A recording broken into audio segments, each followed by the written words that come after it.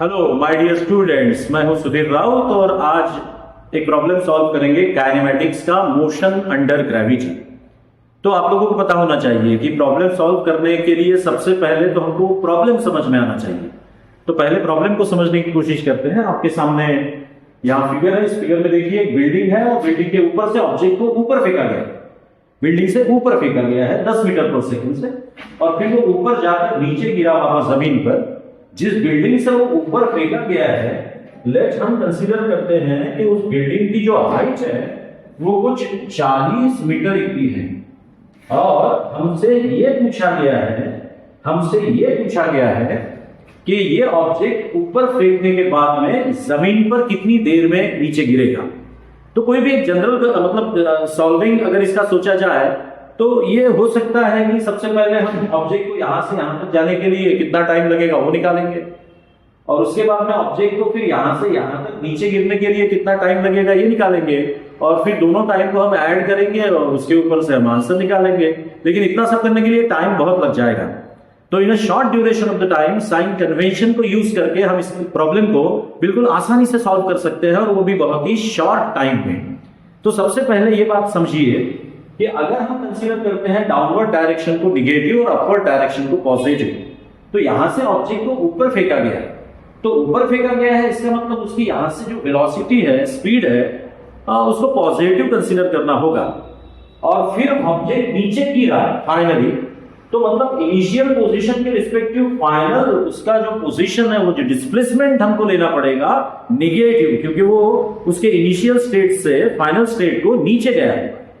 तीसरी बात और सबसे इंपॉर्टेंट बात ये याद रखना कि एक्सेलरेशन हमेशा उसी डायरेक्शन में होता है जिस डायरेक्शन में फोर्स है, और आप जानते हैं कि ग्रेविटी का फोर्स जो है वो डाउनवर्ड डायरेक्शन में होगा, और डाउनवर्ड डायरेक्शन हमने कंसीडर की है निगेटिव, और इसीलिए इस मोशन में हम एक्सेलरेशन ड्यू टू ग्रेविटी जो है वो डाउनवर्ड मतलब निगेटिव ही कंसीडर करेंगे। तो फटाफट ले लेते हैं डेटा। तो यहां पर इनिशियल स्पीड हमको लेनी पड़ेगी +10 मीटर पर सेकंड। उसके बाद में डिस्प्लेसमेंट जो है उसको हम h से डिनोट करेंगे, ये लेना होगा हमको -40 मीटर, और उसके बाद में जो एक्सेलरेशन ड्यू टू ग्रेविटी है इसको हमें लेना पड़ेगा -10 मीटर पर सेकंड स्क्वायर। अब इक्वेशन ऑफ मोशन को यूज करते हैं। दूसरे इक्वेशन ऑफ मोशन है second, h = ut + half of 80 square. तो चलो वैल्यू प्लेस करेंगे।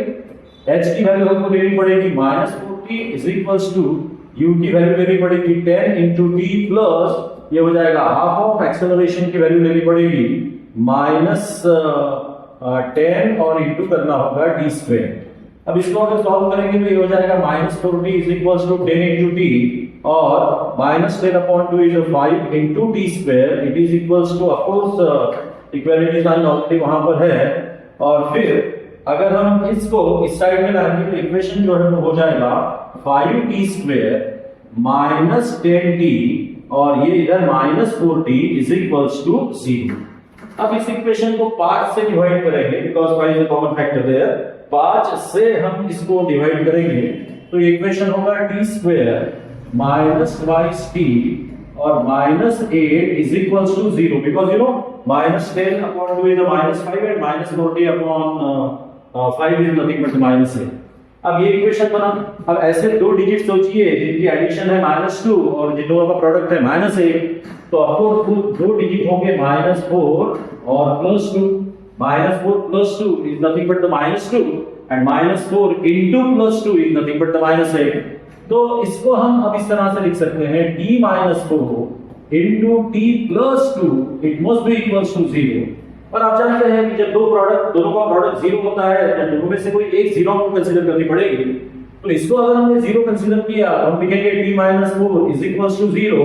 तो देयरफॉर यहां पर t = निकल कर आएगा -4 उधर गया तो +4 सेकंड, ये एक वैल्यू हुई।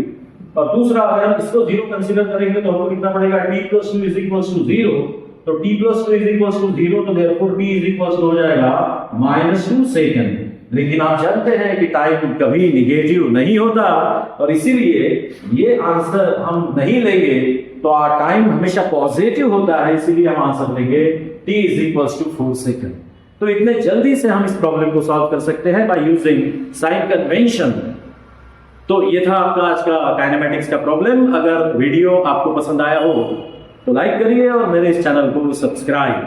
थैंक यू, बाय बाय, मिलते हैं फिर से अगले वीडियो में जल्दी।